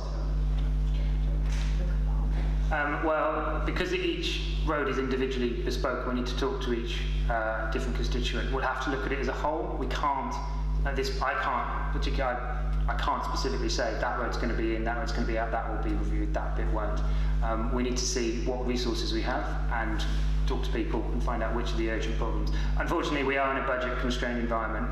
We probably can't change everything that we'd want to change. We're not talking about changing anything. At the moment, Bushwood Road, Priory Road, Maze Road, Gloucester Road and Forest Road do not have a CPZ. I'm asking you whether you're considering giving them a CPZ, or do you require us as householders to come to you to ask for it? Let me just say something on this, because I'm a cabinet member. So this is not, I think the point that's been made by colleagues here about the fact that the revenue has not come across to us yet means we haven't determined the roads that we're going to consult. We're not there yet. You've made a a spirited exposition of the roads that you think should be in. That's been recorded. I've listened to it. We'll take that up with officers. Your councillors will no doubt make the point, but we haven't determined the scope of that consultation yet. We'll have to do that in discussion with councillors and hearing the representations of residents. I can't give clear guarantees on which roads are in and out at the moment. Can I say councillors are well aware of the roads that around the green and the green itself that need to be part of their consultation, and we will make representation to hopefully make sure those roads are in that consultation. Okay, thank you very much. Our next question is from David Salter. No? Oh. Good evening.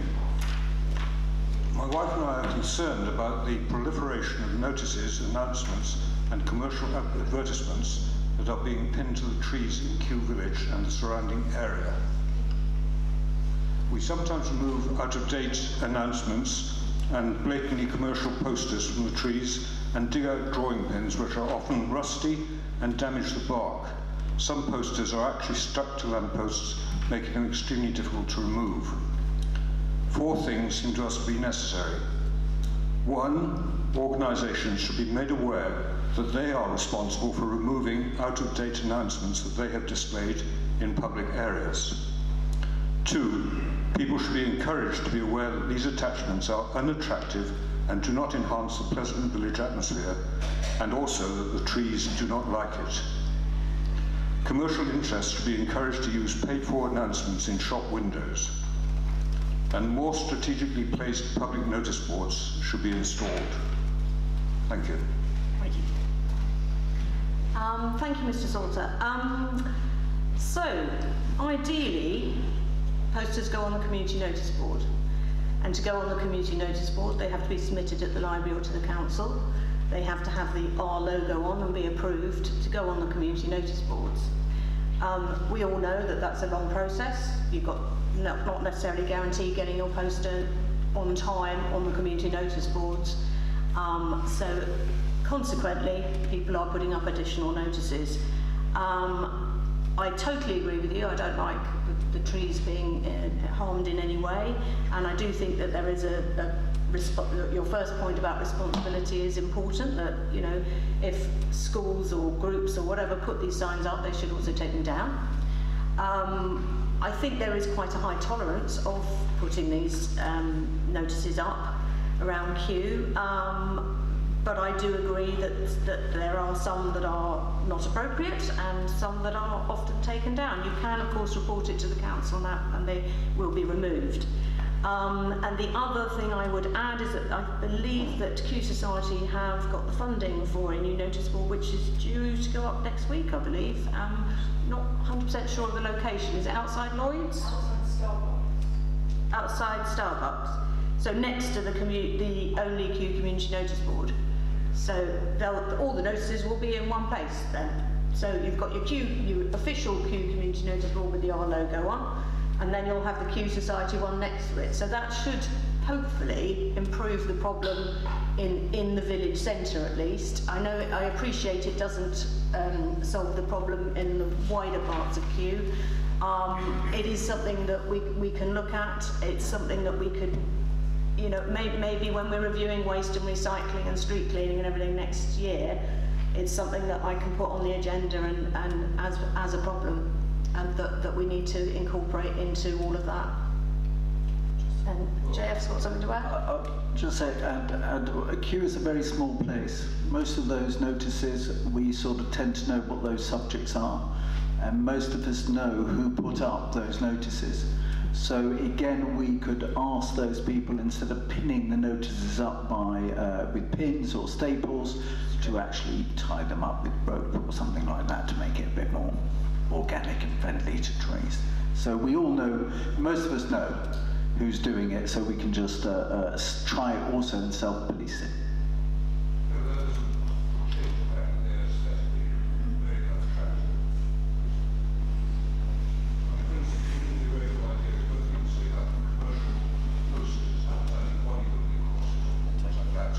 That they were contacted and told please not to continue doing so.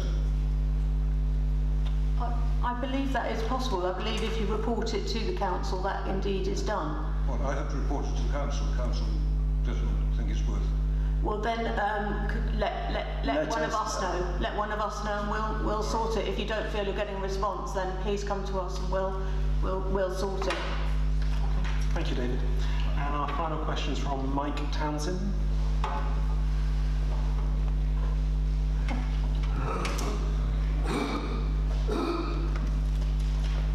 This is.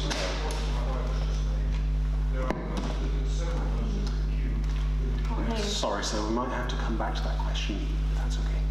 We can come back to it at our open questions at the end. Sorry, Mike. Are we ready? Thank you. Just as background, I'm a resident of Kew Riverside, so this is especially relevant to Kew Riverside, but of general relevance as well. I'm also a member of the Kew Riverside Residents Association, and some of the panel may well be familiar with this question, or these questions actually. The KRRA, Kew Riverside Residents Association, and individual residents have recently communicated with the council on the subject of two things. First of all, the long-standing traffic congestion in Townmead Road and Mortlake Road caused by the recycling depot, which is otherwise known as the CAS, what is it? What is it? Right.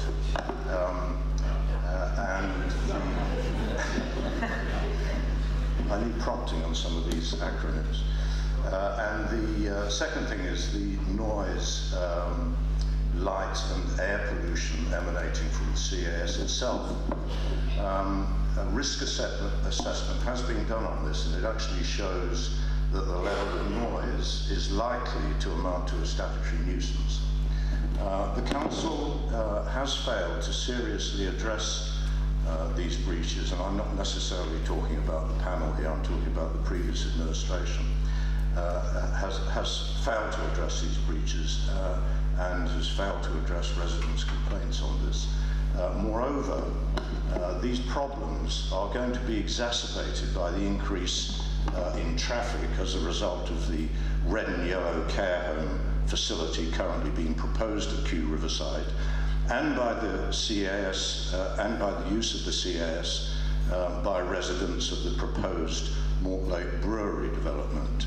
And I noticed that in their proposal there has been no reference to the potential increase in traffic in Mortlake Road and Townmead Road as a result. This is a very large development.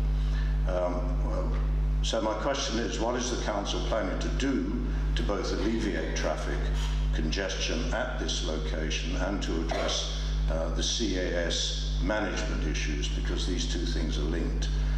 Both these problems, as members of the panel know, have been drawn to the attention of the council frequently over many years, and no effective action has been taken. I'm not saying no action has been taken, it just hasn't been effective. The other thing I'd like to add for the benefit of the audience is the Kew Riverside Residents Association have submitted recently 2 separate documents on the subject of the CAS and Townmead Road based on some pretty substantial research into both these subjects, and it's possible that that there isn't an answer at this meeting, but what the Kew Riverside Association would like to do is actually come along to the individuals on the council responsible for these 2 issues and actually have a longer conversation, because that's what it warrants. Thank you. Thank you, Mr. Townsend. Well, as you know, we've met with you and other members of your group. Myself, Councillor Craigie and Councillor Eamon have met with you, and we have advised you to break the many items down into into separate ideas, which you have done, and I have read the reports that you've recently sent to us. Thank you. I mean, there are so many issues. Breaking it down into the 3 sections as you have is really helpful, and it will be very helpful for us in directing those to the relevant officers. I can say in my scrutiny role, I will be looking at all waste and recycling next year, and I hear the concerns of your residents group, and you have our hearing. We have inherited, as you say, we have inherited these issues from the previous administration, and we have immediately met with you and listened to you and share your concerns, and we won't ignore your issues. I don't think I can go into any more detail than that in such a group situation, except to say that we will continue to meet with you, and I will do my best to point the relevant officers to dealing with each separate issue. Does that help? We'll be in touch, as I say, but it does really require a discussion about the documents we sent and all the rest of it. Would it be possible to have a show of hands here on how many people have actually been affected by both these issues? Being the noise issue? Well, both the traffic in Townmead Road and the noise and the actual poor management of the CAS. I can't comment on the poor management of CAS in this meeting. Yeah, not much though. 3 questions? It is an issue for the crematorium, I'm sure. I wouldn't want to dismiss it, but anybody who's sat in the queue at Townmead Road would know what a problem it is. Anyway, it's clearly not, in this audience at least, a particularly big issue, but we will come and talk to you about it. Thank you very much, Mike. So that concludes our pre-submitted questions, so now we have a chance for any more open plan questions. If you have already asked a question today, don't be offended if I might give an opportunity to someone who hasn't asked a question first. So we're going to start with the lady there.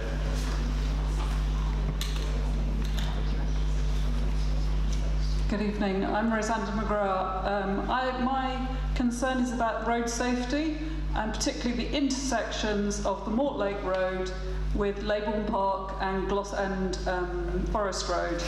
As many of you, I'm sure, have been affected when a large oversized lorry hits the bridge. And the council has given the go-ahead to 2 school extensions locally and changes, and I don't think enough regard is paid to the safety of people, pedestrians, cyclists, with lorries that have to turn, hopefully, before they hit the bridge, but there is no opportunity for them to turn other than reversing into Forest Road and Gloucester Road and Forest Road and Leybourne Park, and it is not safe. And I know you say it's the TfL problem, I've heard that for the last 3 years, and I just really want to know what is going to happen about it before there is an accident. Because personally, I witness it every day and see that it's a clear and present danger to pedestrians and people locally. Thank you for the question. As you know, again, this is one that we've inherited from. It's an ongoing problem. It's a really worrying problem, and every time someone inadvertently drives into that, or even close to the railway bridge, we all suffer the consequences of the rail services being down. Kew Gardens complain at loss of revenue because their customers can't get to them. We have taken action immediately. We've discovered that sat-navs were giving incorrect information and that the lorry signage was incorrect. I wrote straight to Caroline Pigeon. She responded immediately, and she has, I hope, addressed the signage. She put it as a high priority case, put it through straight away. And so we have done all we can to fast track it, and we've done that straight away. The photographic evidence that you submitted was tremendously helpful in getting that fast tracked. And all I can say is I hope that by slowing the traffic down will actually be a positive influence in people actually reading the signage before they get to the point of no return, which, and I'm open to suggestion as to what else we can implement. Can I ask any more follow-up questions on road safety? Yeah, the lady over there.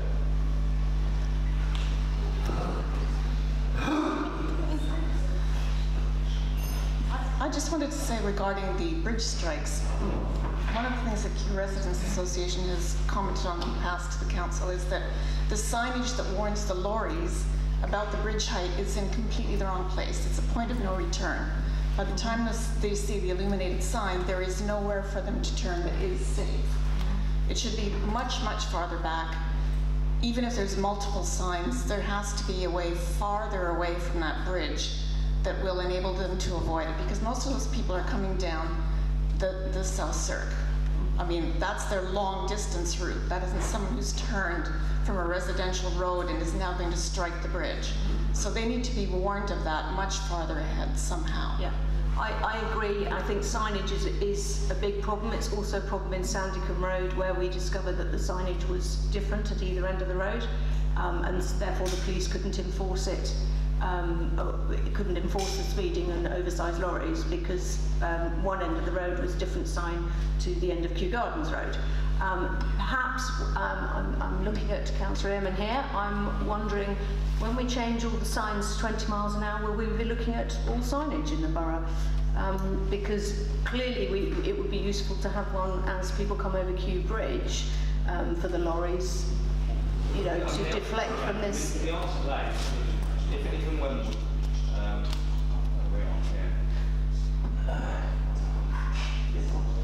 if and when residents give their blessing to our proposal on 20 mph, which of course we don't take for granted, then were we to go ahead with the proposal that we have, then we'll look at street signage in general. We'll look at reducing street clutter where we can, but also in upgrading and improving street signage. The only thing I would say is that I think there are multiple issues here, but of course when it comes to transport for London routes, all we can do is advise them to do something. At the end of the day, it's their road. They have the power to put signage on it as they see fit. It's not for us to. We can't sadly go and stick a sign up. Okay, thank you. Yes, our next question, please. So last council meeting, I actually raised this issue about the signage, where it has to be before the traffic light. And at that point, the council committed that they would do something about it. Now we've had a change of regime. And I wonder if the council would mind following through what they promised at the last meeting that I was at. Because once you turn left, you're committed as a lorry, right? So it has to be well before that. The answer is we'll talk to TfL because it's their road. But absolutely, it needs to be before the junction of the Kew Road and the Mortlake Road, so they're given a chance to turn right. Okay, please. So I go out of my way to attend every incident, and every incident of that bridge I speak to TfL, and TfL have said they've made a commitment to move the signage. They've said that for the last 3 years, and still nothing changes, because the last time the man said they didn't have the budget for it. But it affects the safety of the community. We agree entirely, and we will perpetually be on TfL's backs to try and make sure it happens. Thank you very much. Our next question, please.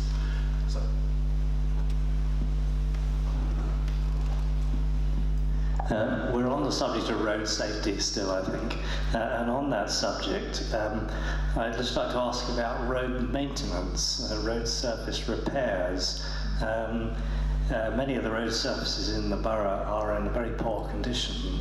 And it does seem to me that a much better use of the £700,000 that you're proposing to spend imposing on us a 20-mile-an-hour limit in the interest of reducing safety, a much better use of that money would be to spend it on road repairs and junction improvements, which would have a greater benefit in terms of road safety than imposing a blanket 20-mile-an-hour zone on us for which there is no local evidence of need. Okay, so I think we know where you stand on 20 mph, so I appreciate the intervention. Look, the answer to that is they're mutually exclusive. The money that we're using to fund this change comes from LIP, Local Implementation Funding, which comes from the Mayor of London, and that has very specific agendas associated with it to do with road safety and a range of other factors. It isn't for road resurfacing. We wouldn't get the money for road resurfacing, so we can't use it for that purpose. I agree with you, the state of the roads is poor. £700,000 would, roughly speaking, just to give you context, £700,000 would typically repave, as an example, the pavements of about 20 roads in the borough. So just to give you some context, It's not going to solve all of our problems. We have millions and millions of pounds of underinvestment in the infrastructure in our roads. It is a priority. We have to allocate it on the basis of need, and we are. We haven't scrapped any of the funding that was previously committed to road resurfacing or pavement repairs. We'll continue to maintain that, and if we can increase it, we will. There has been a small award of additional monies from the Treasury for pothole replacement and intermediate works on the roads, and we'll be using that as best we can on the basis of need to. I'd like to add that within a week of being in the new administration, Councillor Earman wrote to us and asked us to submit, each ward to submit the names of the top 3 roads that required attention, which we did, and I went through all the feedback that we'd had during the campaign, and I picked the top 3 roads in that, and each ward did the same thing, and that was within a week of being in. Which roads were they? They were the one, there was part of Sandycombe, part of High, what's the one on the side of Moor Lake? Can I email you the actual roads? But I went through all the feedback we'd had, and I picked the top 3. Just add one thing on this. Yeah, the important point about road resurfacing going forward is that, unlike a predecessor administration who, in relation to pavements and so on, were very obsessed with having people ballot in and vote for roads for repair, it's going to be determined by need. And sadly, I have to say, with the ailing infrastructure that we've got, we're only going to be able to deal with the very worst condition roads in the borough. Now, we'll do that in a sensible way, we'll do that in a proportionate way, we'll try and improve the network as best we can, and we'll work ward councillors to try and diagnose whether we've got the right evaluation of the roads in need of priority. But we are committed to keeping our infrastructure, our road infrastructure, in the best possible state that we can, without having a deleterious effect on our overall finances. It would be irresponsible of us to overspend on this area, given that actually the tight financial constraint we're operating within. Okay, thank you very much. Can I move on to our next question? Yes, please, sir. Thank you. Could I ask a question about road safety? It's about the A316, which I recognise isn't run by the council, but I'm concerned about people crossing it. I've lived in Kew for 25 years, and I've noticed an exponential increase in the last 10 years or so of people crossing the road where there's a perfectly adequate functional pedestrian bridge, which people seem to ignore, the one that's next to the fire station. I see very few people using it. I would much rather it was taken away. It's actually taking up valuable house building space, and replaced by a crossing that maybe people would actually use. I'm concerned about the safety. I think we're waiting for an accident to happen of people using that road just to sort of run across, jump across. I see elderly people doing it. I think it's very unsafe. I see children doing it, parents crossing, and so on. Thank you. The bridge in question is TfL owned and controlled. They are again, within a week of being in, I was writing to them about this. They are meant to be redoing the whole Manor Circus roundabout and that stretch of the 316, which is all TfL. And their priority is the bridge, because I believe there is a structural problem with it. So that is actually the first item on their agenda. However, they are 6 months behind in even commencing any of the works. And as such, I have requested that we have another site meeting with their officers and with the North Richmond councillors as well, because the nature of the the whole layout and the buildings that have come about since they did their first survey has changed. So we are on it. Again, it's TfL and they haven't got any money. So that's the hold up. And I totally agree with you. I think maybe if the bridge is revamped, people might use it more. I think rather than revamping it, just put a crossing down, which is probably cheaper as well. Unfortunately, not our decision. It's TfL owned and controlled. Also, can I just say the bridge is used by the parents and children of Darrell School who use it to cross over to go into that school. Thank you very much. Okay, there was a question right at the back of the room, please. Gentleman at the back.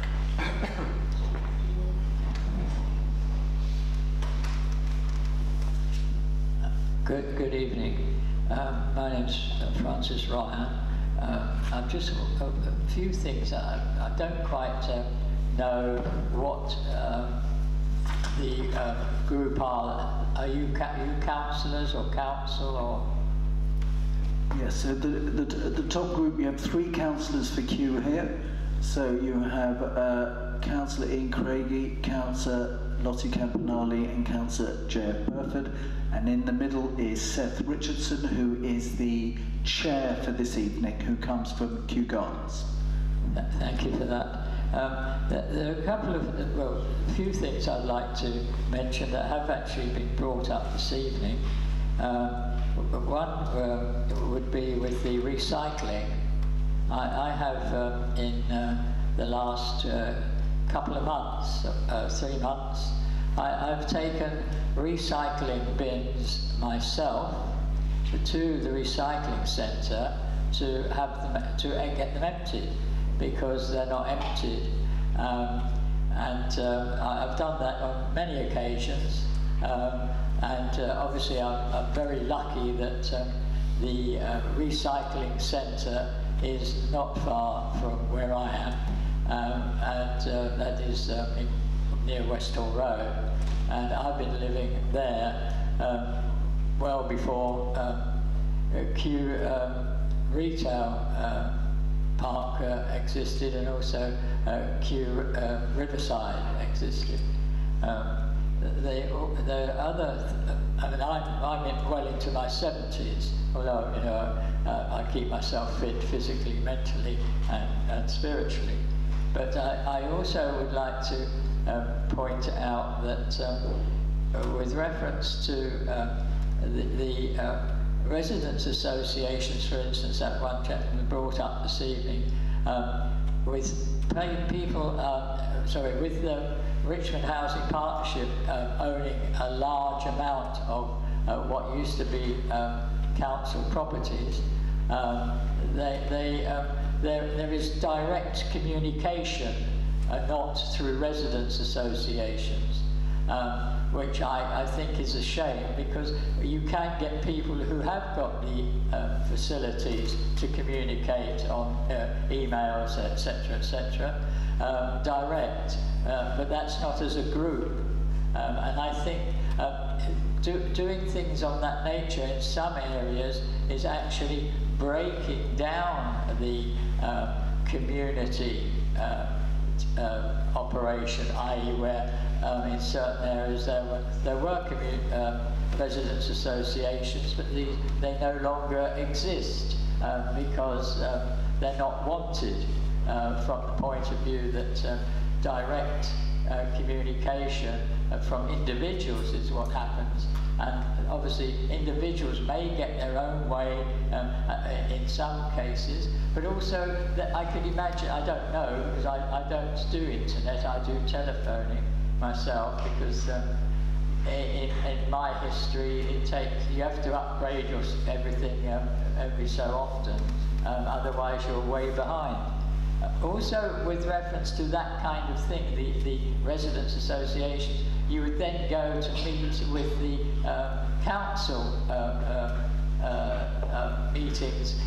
Representatives would go to the council meetings every month or 2 months or whatever it was, and you'd also have the same members going to the police commission meetings.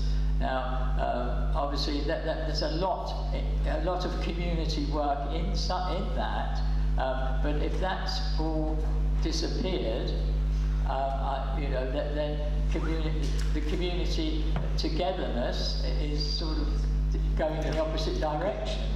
Great. Okay, thank you. And I think that Shall I answer some of those? Sorry? Shall I answer some of those? Yes, I appreciate what you're doing that. Can I just finish off with it's great to have this community group here, and it's lovely to hear what other people, you know, are putting their efforts in. But it joined the Kew Community Conversation, which obviously I have done this evening, but I only knew about it because I did get a leaflet which happened to go through the door, and I actually picked it up and read it rather than you know, that's out the window, so to speak. But I do think that the community obviously is very important, and I think it's the whole community, not just this little part or that little part, or my little part or someone else's little part. Perfect. So let me give one of the councillors a chance to answer. Yeah, thank you very much. Thank you, Mr. Ryan. I appreciate you allowing me to speak. Thank you. Thank you for your questions, Mr. Ryan. First, on missed recycling collections, if you have access to email, you can report a missed collection, and they should come, or you can telephone and report a missed collection. If you're having any problem with that, I will give you my card and you can contact me and I will help you out with that. The second one, I wasn't quite sure what about Richmond Housing Partnership. I know that we do have a tenants champion now at the council who, if there are any issues to do with tenants with Richmond Housing Partnership, we have a tenants champion who will liaise on your behalf. And with regard to community meetings, I always attend the regular PCC meetings, which are held at the National Archives, which anyone can attend. You get to meet your community police, and you get to find out what the local, you vote on the 3 top topics locally that we're to discuss each time. Very valuable meetings, worth going to, anyone can go. Look out for the posters, and I agree with you totally, and one of the things that we're trying to promote with these community meetings is to reach out to people like you who've only come because you got a leaflet through your door. We're not relying on just emailing everyone, we are reaching out, we're trying to get posters up, we're trying to, and we will be having these meetings regularly, so hopefully you will spot the next one a bit more quickly. Yeah, because it's not everybody's on emails, and not everybody believes that's the way to go. And communication as human beings. Yeah. As an equalities officer, I appreciate that, and I make sure that we reach out to all parts of the community. And also our ears, our left ear goes to the communication on the right part of our brain, and the right ear goes to the more, you would say, community thinking, other forms of I think I'm conscious that thank you very much. I think we've got time for 2 more questions. Can I just say something about that as well? Just quickly, I'm meeting with Bruno Meekings from the Council for Voluntary Services this week on ways that we can connect with people like yourselves who don't have the normal way, the more mass ways of communicating with people, i.e. with through the internet or whatever. So, and I will be sharing what I find, obviously, with all my fellow councillors, so that we can get to, like, carers, older people, people who are homebound, anything like that. So we'll be making, we start with this first meeting and we see where we go. Thank you very much. I think I have a question. Hi, I am a pedestrian and a car driver, and I've got 2 bikes. One is my shopping bike and one is for going around Richmond Park, and I would love to be able to do 20 miles an hour all the way around. I like this idea. How do I support it?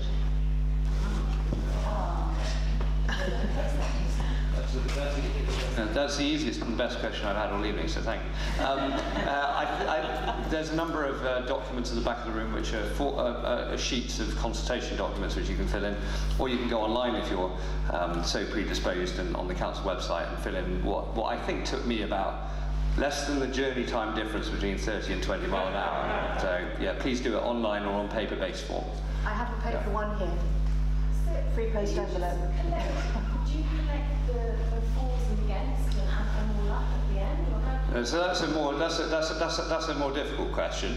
The answer is I don't know what the eventual result will be. There are some headline questions which will obviously come back with percentages one way or another. But the whole point of it being it is a consultation rather than a referendum, right? You know, referendums not doing any disservice to them, but they haven't always determined the best outcome for communities. But it's not a referendum. It's not a point in time analysis of, you know, what the overwhelming majority of the borough will do. I mean, I think, to be honest, even if we were going really well, we'd get maybe 5–10% of the borough to respond. So, you know, there'd be a dormant 90–95% of the borough. What we're looking for is we're looking for what the arguments made, what are the general views expressed, and we, you know, look, if there's an overwhelming opposition or support, then that will clearly have an effect on what we decide to do going forward. But we'll be looking at the quality of the points made as well as the numerousness of the representations. Okay, I think this is our last question of the night, I'm afraid.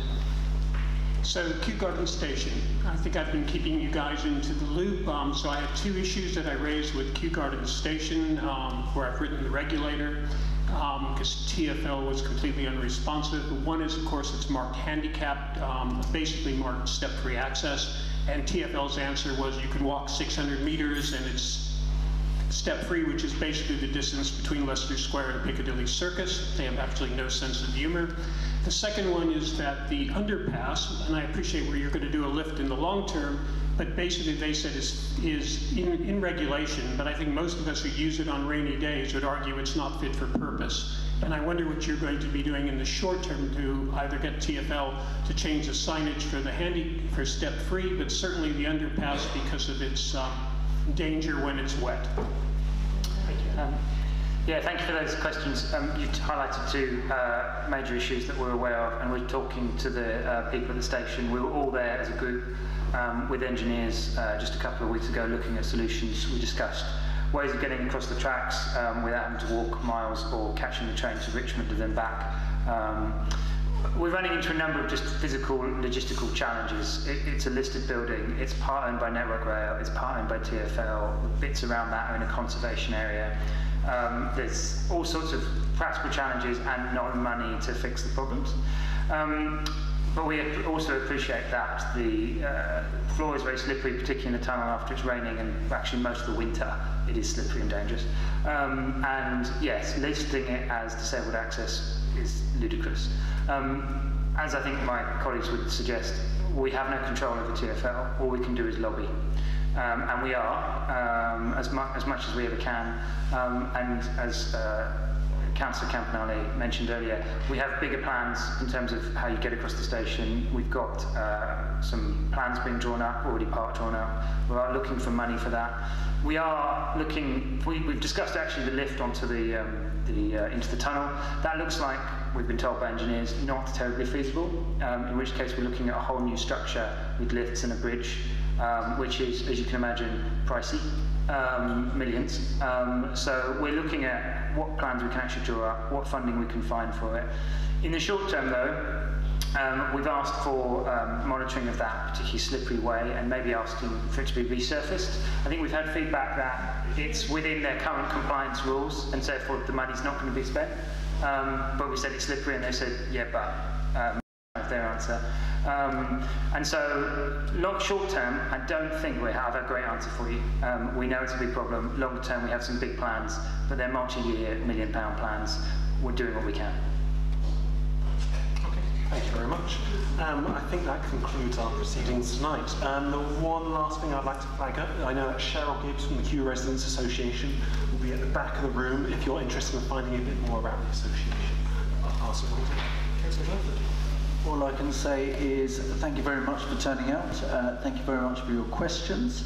As I said, this is the first of many meetings, we hope, that will attract other types of other residents to come from different parts of the community. And we will not always be here, but we will always, I classify as north, south, east and west. We will move these meetings to different parts of the ward so other people can come and join us. So thank you very much for coming out.